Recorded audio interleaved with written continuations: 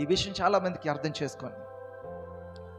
కొంతమంది మందిరానికి వస్తూ కొంచెం గ్యాప్ తీసుకుంటుంటారు. ఏవయ్యా నువ్వు మందిరానికి మంచిగా రావట్లేదు అంటే, కొంచెం మనసు బాగాలేదండి అందుకే రావట్లేదండి, కొంచెం ఏదో ఇబ్బందులు ఉన్నామని అందుకే రావట్లేదు. మరి దేనికి వస్తున్నావు మందిరానికి? నువ్వు ఇబ్బందుల్లో ఉన్నాడు రావట్లేదు, మనసు బాగాలని రావట్లేదు, ఇంకొక సమస్యలు రావట్లేదు, ఇబ్బందులు రావట్లేదు, మరి దేనికి వస్తున్నాడు మీరు?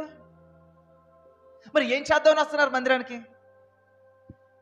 చూసారా, అపవాది వాళ్ళ మనసులో అలాగా డిస్టర్బ్ చేద్దాం. ప్రభు ఏం చెప్తున్నాడు? రోగికే కావాలి వైద్యుడు అంటున్నాడు.